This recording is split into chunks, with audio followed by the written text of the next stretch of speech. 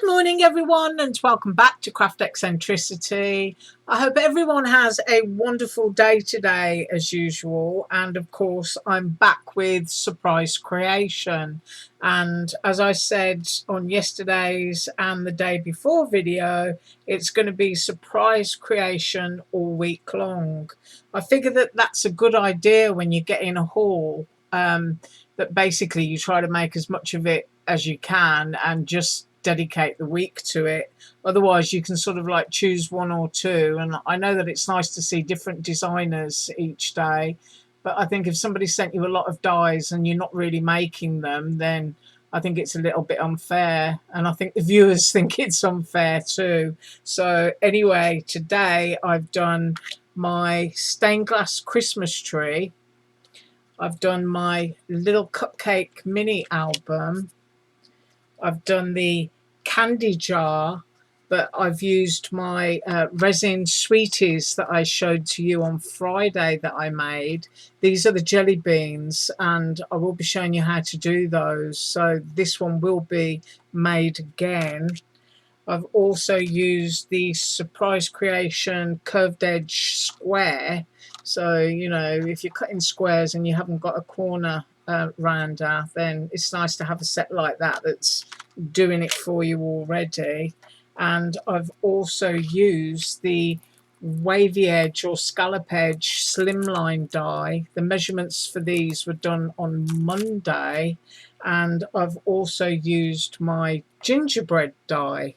Right, so first up is the candy jar, and that's got the sweeties in, and I've used one of my bling bling stones there from Tuesday morning, and this bobble trim is from Aliexpress, and inside there are the resin candies that I made on Friday. Now I took the jar die and placed it inside one of those curved edge squares that I just showed to you, and cut that out, and also cut it out in Dollar Tree foam board. All of that scrapbook paper there is from Tuesday morning, and of course one of the benefits of having apertures is that you get the bit that came out of the aperture. So I've still got that cut in the Dollar Tree foam, and you can see how nice and thick that is, so I can use that.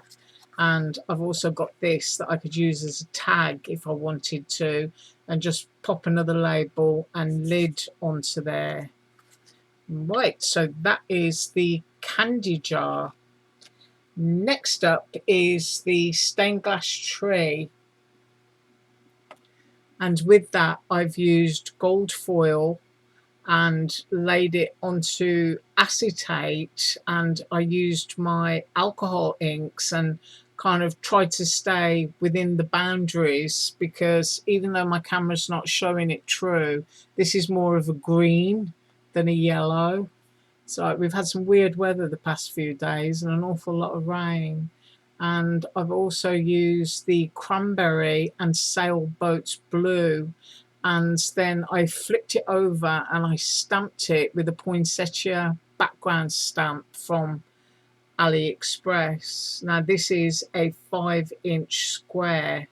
Now you could, if you wanted to, put something sparkly up there. That would kind of like be attractive, but I'm getting close here so you can have a look.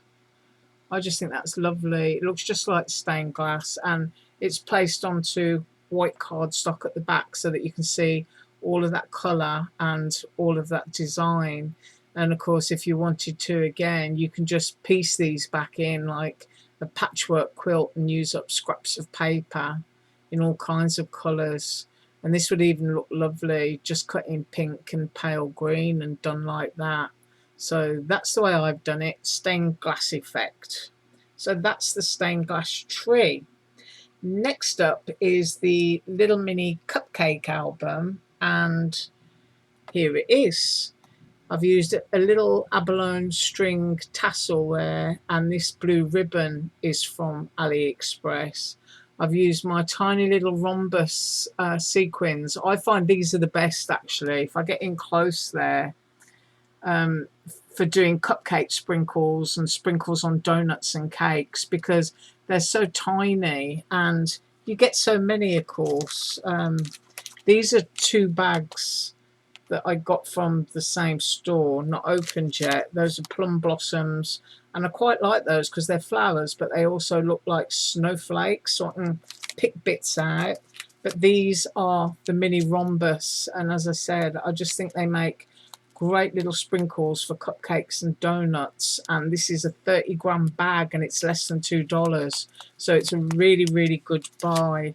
And on the top of there, it's Dollar Tree foam board, and I also use some of my sparkly glitter paint. Well, it's kind of clear like glue with glitter suspended in it, and that's what I did. And if I open this, I only made white pages because it's a sample, but you can see the die scores a line down there so that you can bend it easily.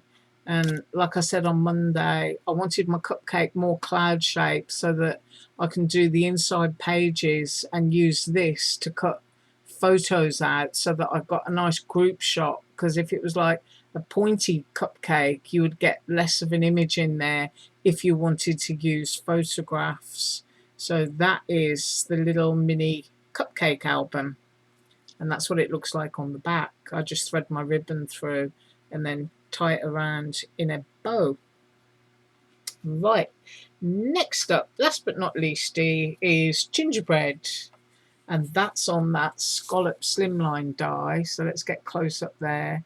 This is Echo Park paper from Tuesday Morning, that background print, and isn't it lovely? It's just so happy. I don't think I needed to put anything else on there.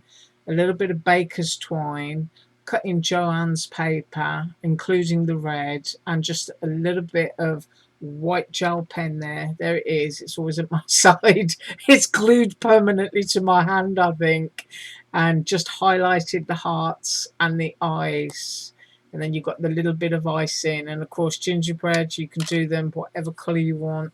If it's for a little boy, you could do blue hearts, you could do yellow hearts. You can do things whatever colour you like them to be. But you could, like, you know, sort of, if you've got this scrapbook paper, you can pick up all the colours that are there.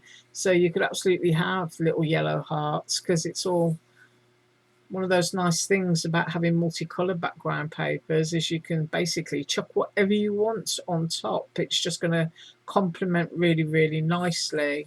So that's how long it is, because these slimline dies are long. But having said that, you can get 8x8 scrapbook paper and use it with these slimline dies here from Surprise Creation. So that is what I've made for you today. And like I said, I'm going to be up again tomorrow with Surprise Creation. As usual, all links are below, and you have a fabulous day. Bye.